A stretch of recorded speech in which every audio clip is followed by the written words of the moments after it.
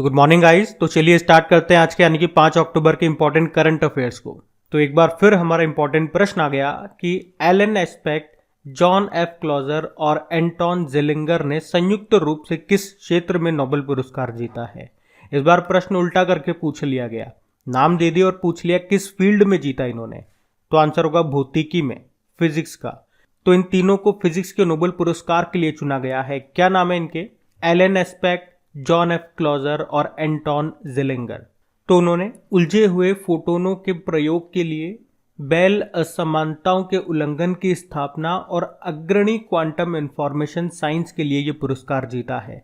Simple से अगर एक लाइन में आप बोलोगे तो क्वांटम मैकेनिक्स के क्षेत्र में काम करने के लिए उन्होंने फिजिक्स का नोबेल पुरस्कार जीता है 2022 का। अभी कल ही हम लोगों ने पढ़ा था कि मेडिसिन के नोबेल पुरस्कार के लिए किसे चुना गया, तो आंसर होगा स्वांते पाबे को। नोबेल पुरस्कार आपको पता है ये किसके नाम पर इसका नाम रखा गया या किसके नाम पे ये दिया जाता है? तो जिन्होंने डायनामाइट की खोज की थी यानी कि अल्फ्रेड नोबेल। 6 क्षेत्रों में ये दिए जाते हैं, medicine, physics, chemistry, literature, economics, peace वगैरह में। और इसमें एक पॉइंट याद रखने वाला है कि जो पीस वाला है, शांति वाला, वो नॉर्वे में दिया जाता है, बाकी सारे स्टॉकहोम स्वीडन में दिए जाते हैं। और एक और प्रश्न आपने पढ़ा था कि नोबेल पुरस्कार पाने वाले पहले भारतीय कौन थे? रविंद्रनाथ टैगोर। 1913 में मिला था उन्हें साहित्य में गीतांजलि के लिए। और सबसे आखिरी भारतीय कौन थे जिन्हें नोबेल पुरस्कार मिला? तो वो थे अभिजीत बनर्जी। 2019 में मिला था उनको इकोनॉमिक्स का। वैसे नोबेल पुरस्कारों की स्थापना की बात करेंगे तो 1895 में हुई। पहली बार दिए गए थे 1901 में, लेकिन याद रखना जो इकोनॉमिक्स है उसका दिया गया था यानी कि वो शुरू किया गया था 1968 से। तो ये कुछ फैक्ट्स भी आप याद रखना। बढ़ते हैं आगे। तो इस प्रश्न में आपसे पूछ रहे हैं कि अभी किसे 32वें बिहारी पुरस्कार से सम्मानित किया गया, तो आंसर होगा डॉक्टर माधव हाड़ा को। तो अभी लेखक डॉक्टर माधव हाड़ा को 2015 में आई उनकी पुस्तक पचरंग चोला पहर सखी री, उसके लिए 32वें बिहारी पुरस्कार से सम्मानित किया गया है। तो बिहारी पुरस्कार की बात करेंगे तो प्रसिद्ध हिंदी कवि बिहारी लाल के नाम पर यह पुरस्कार हर साल हिंदी या राजस्थानी में एक लेखक के द्वारा पिछले 10 सालों में प्रकाशित उत्कृष्ट कार्य के लिए दिया जाता है। इसमें 2.5 लाख रुपए का नगद पुरस्कार और एक सर्टिफिकेट मिलता है। इसकी स्थापना 1991 1991 में की थी किसने? के बिरला फाउंडेशन ने।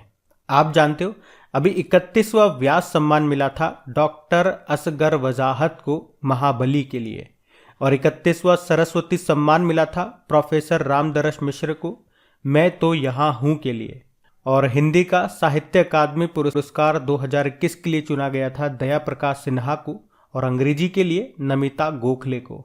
साथ में आपको याद होगा 56वां ज्ञानपीठ पुरस्कार ये किसे मिला?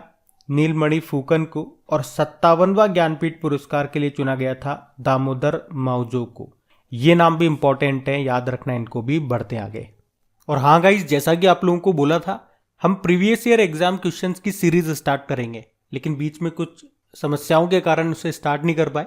तो अभी उसे स्टार्ट करने की कोशिश करिए। पहला वाला पार्ट बना करके अपलोड कर दिया कल शाम को। तो सबसे पहला काम आप तो ये करें कि पहले उसे जा करके देखें। कैसा लगा आपको ये बताएं। क्या आपको उससे मदद मिली? क्या आपको अच्छा लगा? अगर हाँ तो हम उसे आगे कंटिन्यू करने के बारे में सोचेंगे। तो उसके बारे में आगे ज़्यादा बात करने से बेहतर होगा कि सबसे पहले आप उसे जा करके देखें, फिर उसके बाद हम आगे बात करेंगे। अभी हम बढ़ते हैं आगे। और सेशन अच्छा लगे तो प्लीज़ लाइक करके शेयर ज़रूर कीजिएगा। चलो बताओ, अभी अक्टूबर 2022 में गेल के सीएमडी कौन बन गए? गेल यानी कि gas authority of India limited. तो आंसर होगा संदीप कुमार गुप्ता। तो अभी संदीप कुमार गुप्ता को देश की सबसे बड़ी गैस कंपनी गेल का सीएमडी बनाया गया है। पद ग्रहण कर लिया उन्होंने अभी। वे किनका स्थान ले रहे हैं? मनोज जैन की जगह ले रहे हैं। गेल महारत्न कंपनी है, स्थापना होती है 1984 में। नई दिल्ली में इसका हेडक्वार्टर मिलेगा। आप जानते हो अभी ऑयल इंडिया के चेयरमैन कौन बने थे? रंजीत रथ। और एचपीसीएल के सीएमडी बने थे पुष्प कुमार जोशी। अभी कर्मचारी राज्य बीमा निगम यानी कि एम्प्लॉयज स्टेट इंश्योरेंस कॉरपोरेशन के डायरेक्टर जनरल बने थे कौन? राजेंद्र कुमार। तो ये नाम भी न्यूज में थे, याद रखना। बढ़ते आगे। तो इस प्रश्न में आपसे पूछ रहे हैं कि ईरानी कप का खिताब अभी किसने जीता? तो आंसर होगा शेष भारत ने। तो अभी शेष भारत की टीम ने रिकॉर्ड 29वीं बार 29th टाइम्स ईरानी कप को जीत लिया है। और इस बार किसे हराया? सौराष्ट्र को। ईरानी कप का संबंध याद रखना किससे है? क्रिकेट से है। क्योंकि अगर डायरेक्ट आपके प्रश्न एग्जाम में पूछ ले कि ईरानी कप का संबंध किससे है तो आपको ये भी याद होना चाहिए। इसी तरह से आपको याद होगा डूरंड कप, बताओ इसका संबंध किससे है? फुटबॉल से है। एशिया का सबसे पुराना फुटबॉल टूर्नामेंट है ये। इसको अभी जीता था बंगलुरु फुटबॉल क्लब ने। किसको हराया था? मुंबई सिटी फुटबॉल क्लब को। और बताओ दुलीप ट्रॉफी, इसका संबंध किससे है? क्रिकेट से है। वेस्ट जोन ने जीत लिया साउथ जोन को हरा करके। अभी Asia cup 2022 Asia cup cricket से संबंधित है। अभी यूनाइटेड अरब अमीरात में हुआ था जिसको श्रीलंका ने जीत लिया पाकिस्तान को हरा करके। और रणजी, इसका संबंध तो आप जानते ही हो क्रिकेट से है। इसको अभी मध्य प्रदेश ने जीत लिया मुंबई को हरा करके। अभी आईपीएल हुए थे 2022 में, जो कि इसका 15वां संस्करण था। ये भारत में हुए थे। इसको गुजरात टाइटंस ने जीता है राजस्थान रॉयल को हरा करके। अच्छा, क्रिकेट से संबंधित कुछ इंपॉर्टेंट ट्रॉफीज हैं, कुछ कप्स हो गए, वो आप याद रखना। जैसे कि एशिया कप पूछेंगे तो आंसर करोगे क्रिकेट। एक होता है सीके नायडू ट्रॉफी, इसका संबंध भी क्रिकेट से है। देवधर ट्रॉफी हो गया, दुलीप ट्रॉफी हो गया, ईरानी कप हो गया, नेहरू कप हो गया, सहारा कप हो गया, या रानी झांसी ट्रॉफी। कुछ भी इनमें से आपसे पूछे तो आंसर क्या करना है? इनका सबका संबंध किससे है? क्रिकेट से है। ये आप जरूर याद रखना। अच्छा, अब एक प्रश्न मैं आपसे पूछ लेता हूं। अभी संतोष ट्रॉफी जो कि इसका 75वां एडिशन था, उसको किसने जीता और किसको हरा करके जीता? ये बताओ, उसका संबंध किससे है ये भी बताओ। अब बढ़ते हैं आगे। अब बताओ, अभी चुनाव आयोग ने किसे अपना नेशनल आइकॉन बनाया है? तो आंसर होगा पंकज त्रिपाठी को। तो अभी मुख्य चुनाव आयुक्त जो है राजीव कुमार, इन्होंने एक्टर पंकज त्रिपाठी, इनको चुनाव आयोग का नेशनल आइकॉन बनाया है। पंकज त्रिपाठी इससे पहले ये बिहार राज्य के स्टेट आइकॉन भी रह चुके हैं और कुछ समय पहले ये फिनो पेमेंट बैंक के ब्रांड एम्बेसडर बने थे। अभी ये कृषि नेटवर्क एप्लीकेशन के भी ब्रांड एम्बेसडर बने थे। आप जानते हो अभी हमारे नए उप चुनाव आयुक्त कौन बने? कल परसों ही पढ़ा इनके बारे में, अजय भादु। मुख्य चुनाव आयुक्त तो आप जानते ही हो राजीव कुमार हैं, लेकिन अगर पूछे कौन से नंबर के हैं? 25वें नंबर के हैं। और इलेक्शन कमीशन ऑफ इंडिया की बात करेंगे, स्थापना होती है 25 जनवरी 1950 को। इसीलिए 25 जनवरी को आप नेशनल वोटर्स डे मनाते हो। वैसे 25 जनवरी को एक और डे होता है। चलो आप बताओ कौन सा डे होता है 25 जनवरी को? और अगर पूछे कि पहले मुख्य चुनाव आयुक्त कौन थे? सुकुमार सेन। और पहली महिला मुख्य चुनाव आयुक्त कौन रही? वीएस रमा देवी। तो ये पॉइंट्स भी याद रखना। बढ़ते आगे। अच्छा, फिर बताओ, अभी हाल ही में FIBA महिला बास्केटबॉल विश्व कप का खिताब किसने जीत लिया? तो आंसर होगा अमेरिका ने। तो FIBA women's basketball world cup ये हुआ कहाँ पे? ऑस्ट्रेलिया में। और इसे अमेरिका ने जीत लिया है। किसको हराया? चाइना को हराया। तो इस तरह से ये अमेरिका का लगातार चौथा और टोटल 11वां खिताब है। FIBA मतलब होता है इंटरनेशनल बास्केटबॉल फेडरेशन। स्थापना होती है 1932 में। हेडक्वार्टर आपको मिलेगा मिज स्विट्जरलैंड में। आपको याद है पिछले साल कोपा अमेरिका फुटबॉल टूर्नामेंट हुआ था, उसको अर्जेंटीना ने जीता था ब्राजील को हरा करके। यूरो कप 2020 जो हुआ था उसको किसने जीता था? इटली ने जीता था इंग्लैंड को हरा करके। तो ये पॉइंट्स भी आप याद रखना। अच्छा, यहाँ पे मैं आपसे दो प्रश्न पूछूंगा, एक थॉमस कप और एक उबेर कप। इन दोनों का संबंध ये याद रख लो बैडमिंटन से है। थॉमस कप ये पुरुषों का बैडमिंटन टूर्नामेंट है और उबेर कप ये महिलाओं का बैडमिंटन टूर्नामेंट है। आप बताओ थॉमस कप को इस बार किसने जीता, किसे हराया? और उसी तरह से उबेर कप के बारे में भी बताओ।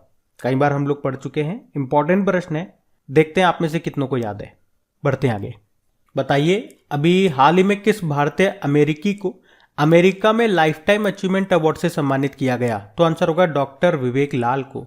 तो भारतीय मूल के नागरिक हैं ये डॉक्टर विवेक लाल, जो कि जनरल एटॉमिक्स के CEO हैं। अभी उनको अमेरिकी जो राष्ट्रपति हैं जो बाइडन, उन्होंने लाइफ टाइम अचीवमेंट अवार्ड से सम्मानित किया है।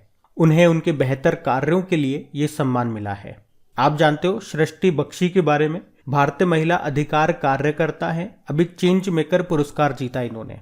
और भारतीय लेखिका और कवयित्री हैं ये मीना कंदा स्वामी, इन्होंने अभी हरमन कैस्टन पुरस्कार जीता। और तेलुगु लेखक और अभिनेता हैं तनिकेला भरणी, लोकनायक फाउंडेशन साहित्य पुरस्कार इन्होंने जीता। तो ये नाम भी अभी चर्चा में थे, याद रखना। बढ़ते आगे।